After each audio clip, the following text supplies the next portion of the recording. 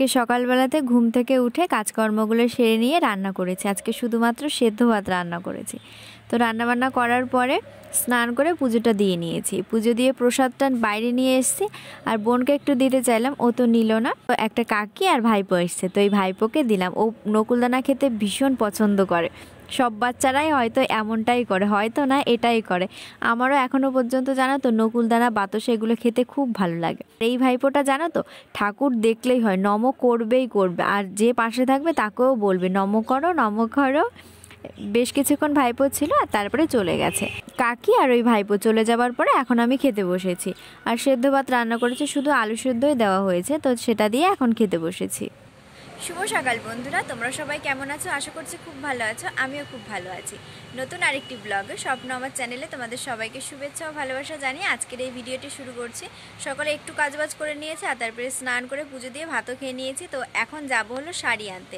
রবিবারে শাড়ির ফলস পাড় লাগাতে দিয়েছিলাম, তো বলেছিল যে শনিবারে দেবে, কিন্তু আজকে হলো শুক্রবার আর আজকে শাড়িটা দরকার। তো সেই জন্য যাবো, কিন্তু একটু টেনশনে আছে উনি শাড়িটা দেবে কিনা সেটা নিয়ে। আর আজকের দিনটাও আমার জীবনে অনেকটা পরিমাণে খুশির দিন, আর এই খুশির দিনে একটু না সাজলে হয় না। তো সেই জন্য শাড়িটা পরে নেবো, আর যা আছে আমার শাড়ি, তো তার মধ্যে থেকে একটা শাড়ি পরে নেবো। সামনে তো প্রচুর কেনাকাটা করতে হবে, তো তখনই সব কেনাকাটা করবো, এখন আর অযথা কেনাকাটা করব না। আর এই খুশির দিনে ওকে তো লাগবে, ও বাড়ির থেকে রওনা দিয়ে দিয়েছে, তো আসার আগে আমার রেডি হয়ে আমাদের বাজারে যেতে হবে, তার কারণ বাজারেই দরকারটা রয়েছে। তো চলো আজকের এই ভিডিওটা দেখতে থাকো, আশা করি তোমাদের খুব ভালো লাগবে। শাড়িটা সেলাই করে দেবে কিনা সেই জন্য ভীষণ একটা চিন্তার মধ্যে ছিলাম। উনি বলেছিল যে শনিবারে দেবে, কিন্তু আমি আগের দিন চলে এসেছি। তো যাই হোক করে দিয়েছে, এই যে নিয়েছি। তো এখন বাড়ি যাব, বাড়ি গিয়ে রেডি হব, তারপরে আবার বেরোতে হবে। বাড়ির থেকে বেরিয়েছি, আর তারপরে মামা বাড়ি গেছিলাম। মামির আমার সাথে যাওয়ার কথা ছিল, তো এখন মামি বলছে যাবে না। জানি না আমার সাথে কে কে যাবে।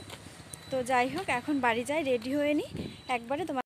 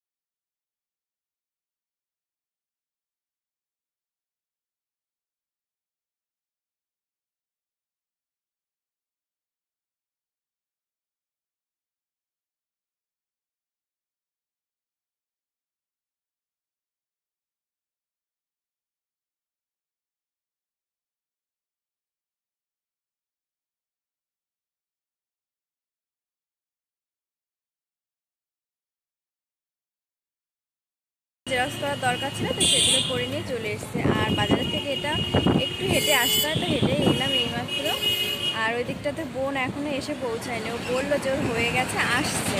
আর এখনও ফটো তুলতে হবে, পাশে একটা স্টুডিও রয়েছে, তো সেখান থেকে ফটো তুলে নেব। এই হচ্ছে, ভীষণ আনন্দও লাগছে, বা মনের মধ্যে কেমন একটা যেন লাগছে। চোখে চোখে এত কথা মুখে কেন বলো না, কি খেলা বলো না, কেন করো তুমি বলো চলো না।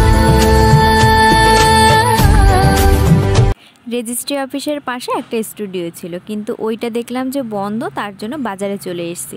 আগে যদি একটু খেয়াল থাকতো যে ওইটা যদি বন্ধ থাকে, তো সেই কথা ভেবে যদি বাজারের থেকে ফটো তুলে নিয়ে যেতাম তাহলে খুব ভালো হতো, কিন্তু কি করা যাবে, ভুল হয়ে গেছে। আর ওর ছবি রয়েছে, কিন্তু ব্যাকগ্রাউন্ড সাদা লাগবে, তো তার জন্য ওরও ফটো তুলতে হয়েছে আর আমারও ফটো তুলতে হয়েছে। তো দুজনে ফটো তুলে নিয়ে চলে এসেছি আবারও রেজিস্ট্রি অফিসে। আর আজকে আমাদের হলো ফর্মটা ফিল আপ করা হচ্ছে, আর তার জন্য কোনো সাক্ষী লাগবে না, ওই জন্য ওর বাড়ির থেকেও কেউ আসেনি আর আমাদের বাড়ির থেকে কেউ আসেনি।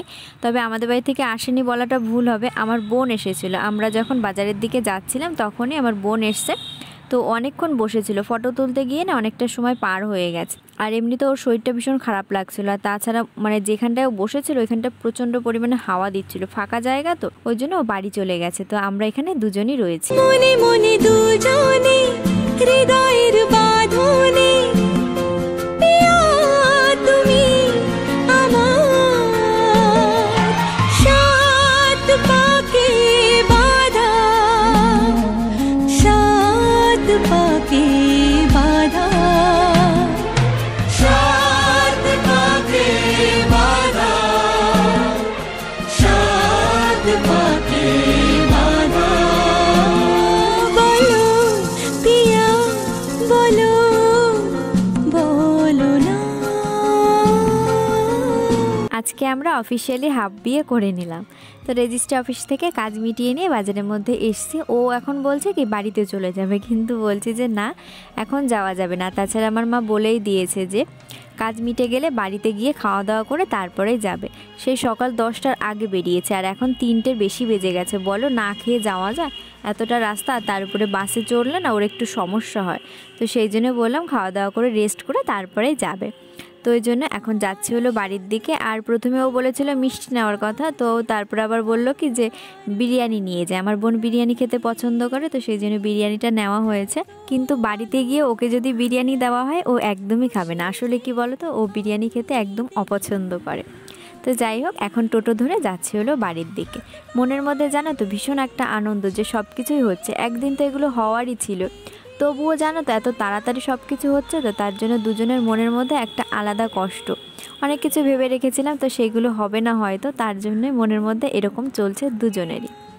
এখন টোটোর থেকে নেমে পড়েছি, বাড়ির মধ্যে ঢুকছি আর মনের মধ্যে না পুরো ভেঙে চলে যাচ্ছে যে হাতে আর কয়েকটা মাস আছে, তারপরেই আমরা এই বাড়িতে আসবো অতিথি হয়ে। একটা মেয়ের যখন জীবনে এই জিনিসগুলো আসে না তখন সব থেকে কষ্টের হয়। আগে বুঝতাম না, কিন্তু এখন আমার জীবনে এসে তাই জন্যই বুঝতে পারছি। বাড়িতে এসে ওর জন্য খাবারটা বেড়ে নিয়েছি। আর ও না খেয়ে যেতে চাইছিল, তার কারণ বাসে গেলে না কোনো সমস্যা করবে না, কিন্তু খাওয়া দাওয়া করে গেলে ওর একটু সমস্যা হয়ে যায়। তো খাবারটা নিয়ে বড় ঘরে এসছে, আর ও অতটা খেতে পারবে না, মানে অতটা খায়ও না। আর তাছাড়া অতটা জোর করে খেয়ে যদি যায় তাহলে আবার সমস্যা হয়ে যাবে। তার জন্য ওর সাথে আমিও ভাত খেয়ে নিচ্ছি। তো খাওয়া দাওয়ার পরে একটু রেস্ট নিয়ে তারপরে বাড়িতে যাবে। তো চলো তাহলে আজকের ভিডিওটাও এখানেই রাখছি। দেখা হবে নতুন একটা সুন্দর ভিডিওর সাথে। সবাই ভালো থেকো, সুস্থ থেকো, সবাইকে টাটা।